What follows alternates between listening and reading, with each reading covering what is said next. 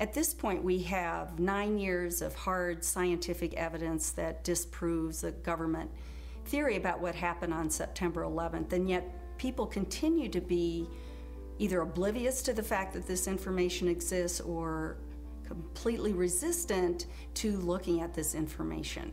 So the question becomes why? Why is it that people have so much trouble hearing this information?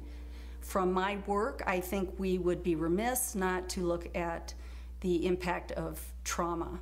My name is Marty Hopper, and I'm a PhD clinical psychologist. I've been working and living for the past 30 years here in Boulder, Colorado. For the past 11 years, my work has focused on helping people who have experienced personal trauma. Now, as we know, the horrors of what happened on 9/11 were televised all over the world, and they were televised, in fact, live. We witnessed the deaths of almost 3,000 of our fellow Americans. We know this had a very severe and traumatic impact on a majority of the population. I myself cried for weeks after September 11th. A friend of mine who is a psychologist in practice here in Boulder said that her caseload increased tremendously after 9/11, and people that she hadn't seen in 10 years were coming back into her practice. So I think it's safe to say that collectively as a nation, because of what happened on September 11th, we experienced trauma. I'm Fran Schur, and I have a master's degree from the University of Colorado. I've had a private practice as a psychotherapist and as a licensed professional counselor for about 20 years. Why do people resist this information, the information that shows that the official story about 9/11 cannot be true? What I've learned is that as humans, each of us have a worldview, and that worldview is usually formed in great part by the culture we grow up in. When we hear information that contradicts our worldview, social psychologists call the resulting insecurity cognitive dissonance. For example, with 9/11, we have one cognition, which is what the official story of 9/11, what our government told us, what our media repeated to us over and over, that 19 Muslims attacked us. On the other hand, we have what scientists, researchers, architects, engineers are now beginning to tell us, which is that there is evidence that shows that the official story cannot be true. So now we've lost our sense of security. We are starting to feel vulnerable. Now we're confused. 9/11 truth challenges some of our most fundamental beliefs about our government and about our country. When your beliefs are challenged or when two beliefs are inconsistent, cognitive dissonance is created. 9/11 truth challenges the beliefs that our country protects us and keeps us safe and that America is the good guy. My name is Bob Hopper, and I have a PhD in clinical psychology from the University of Cincinnati. For the past 29 years, I've been a licensed PhD clinical psychologist in Boulder, Colorado.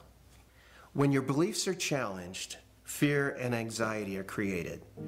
In response to that, our psychological defenses kick in, and they protect us from these emotions. Denial, which is probably the most primitive psychological defense, is the one most likely to kick in when our beliefs are challenged. I'm Danielle Duperret, PhD, originally from Switzerland, where I studied psychology and psychoanalysis. For the past 15 years, I've been empowering people who have experienced significant trauma. America is a powerful nation. It has never been attacked. We were confident, we felt secure, and all of a sudden that security collapsed. People started to be fearful. With all those rumors, those news, people didn't know what to think about. And it's a very, very uncomfortable state to be in. And eventually, our mind shuts off. Just like when a computer is overloaded, our minds get overloaded. We can't handle it anymore, and we shut down. It's easier to deny it and move on with our lives. What some of us will tend to do is deny the evidence that's coming our way and stick to the original story, the official story. and to try to regain our equilibrium in that way. Another thing we can do is decide to look at the conflicting evidence and be sincere and be open-minded and look at both sides of the issue and then make up our own mind about what reality is. I'm Dorothy Lorig. I have a master's degree in counseling psychology from the University of Colorado, and I've been practicing reevaluation counseling for over 16 years. If we can think of our worldview as being sort of our mental and emotional home, I think all of us will do just about anything to defend our homes, to defend our families, and so I see that with people, and I saw that with myself when my brother tried to talk with me about it, of don't mess with me, don't mess with my home, don't mess with my comfort with how things are. And about a week later, I read a lengthy article by Professor Griffin about why he believes the official account of 9/11 cannot be true. And it was a very well-researched article. I was in my office at the time. I sat there and I felt my stomach churning. I thought maybe I was going to be sick. And I leaped out of my chair and ran out the door and took a long walk around the block, around several blocks, and just broke down. I understand now that what was happening was my worldview about my government being in some way my protector, almost like a parent, had been dashed, and it was like being cast out into the wilderness, I think is the closest way to describe that feeling. And I sobbed, felt like the ground had completely disappeared beneath my feet, and I knew at some point during the walk that I knew that I was going to have to become active in educating other people about this, that for me to retain any sense of integrity, I was going to have to take some action. I couldn't just let something like this go. Many people respond to these truths in a very deep way. Some have a visceral reaction like they've been punched in the stomach. To begin to accept the possibility that the government was involved is like opening Pandora's box. If you open the lid and peek in a little bit, it's going to challenge some of your fundamental beliefs about the world. Well, here are a few of those spontaneous initial reactions to hearing the contradictory evidence about 9/11. I don't want to know the truth, or I'd become too negative and psychologically go downhill. I'm not sure I want to know. If this is true, then up would be down and down would be up. My life would never be the same. Fran, I refuse to believe that many Americans could be that treasonous. Someone would have talked, but these are beliefs. They are not scientific facts, but these beliefs do keep us from looking at the empirical evidence. I'm David Ray Griffin. I taught philosophy of religion and theology at the Claremont School of Theology and Claremont Graduate University. I published about 35 books in my field, but then starting in 2004, I started publishing about 9/11, and since that time I have published 10 books about 9/11. You have empirical people who will simply say, look at the evidence, and if it's convincing, I will change my mind. Other people are paradigmatic people. They have a paradigm. They say, this is the way the world works, and I'm convinced this is the right way the world works. 9/11 doesn't fit into that paradigm. So I don't need to look at the evidence. It's paradigmatic. And then there is a third type of person that we often call wishful thinkers. I call it wishful and fearful thinking. So they simply will not believe something that they fear to be the truth. And I found that maybe to be the most powerful factor of people rejecting 9/11 truth and not even entertaining the evidence. So whenever we say, I refuse to believe, we can be sure that the evidence that's coming our way is not bearable and that it's conflicting with our worldview much too much. Denial protects people from this kind of anxiety. As I thought about all of these responses, I realized that what is common to every one of them is the emotion of fear. People are afraid of being ostracized, they're afraid of being alienated, they're afraid of being shunned, they're afraid of their lives being inconvenienced, they'd have to change their lives, they're afraid of being confused, they're afraid of psychological deterioration, they're afraid of feeling helpless and vulnerable. And they're afraid that they won't be able to handle the feelings that are coming up.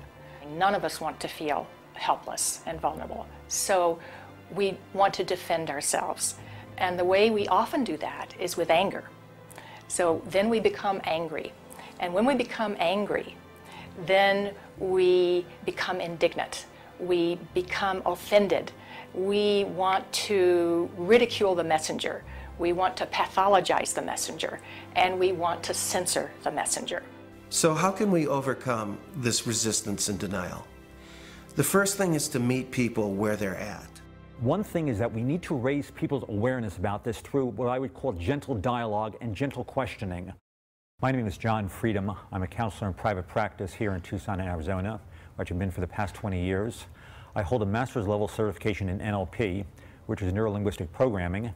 So it doesn't work to challenge people's belief or immediately tell them, I know the truth about 9/11, but a good way is to ask questions, ask open-ended questions, and lead them into a dialogue and discussion about it. One of the ways to deal with the trauma is to find the answers. That's why I think it is of such importance to have a comprehensive investigation. I believe that to be the kind of country that we think we are, we have to face some of the things that are not as we think they are.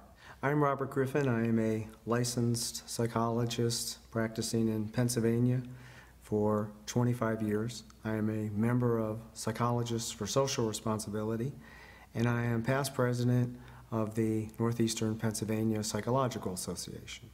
Thinking that we're above such things, that it could happen in other countries, but it couldn't happen here, that's a lack of humility, and that's excessive pride. And so not being able to see our dark side or our weaknesses is the most dangerous thing. The observation that pride is one of the basic human flaws is absolutely correct.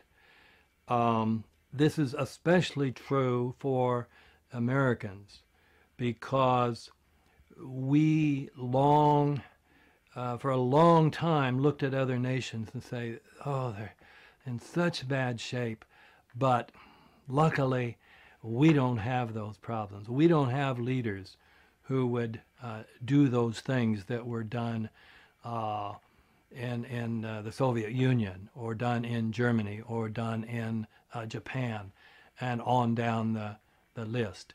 So this is a type of pride that Americans have.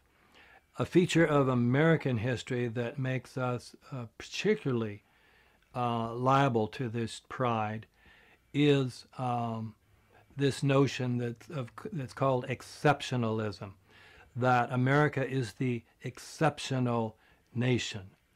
And that began from the beginning. As this country was formed, the people would say, well, there was so much evil in the European countries, so much cheating, so much lying, so much using the people for the ruler's purposes, but not in America. We have leaders that are free from those sins. So I think this has made 9/11 particularly difficult for Americans. Anyone can make mistakes, but our ideals and our principles get us back, on track. This is one of the defining issues of our time. So we need to understand that questioning is patriotic. Questioning is what we're supposed to do as citizens. That's our duty. When we come to the national level, when something like 9/11 happens, we need to be sure that we have a real investigation into who the perpetrators are, and then we need to be sure that those perpetrators are held legally accountable It's part of the healing process on the individual level as on the collective level. We need the truth in order to heal.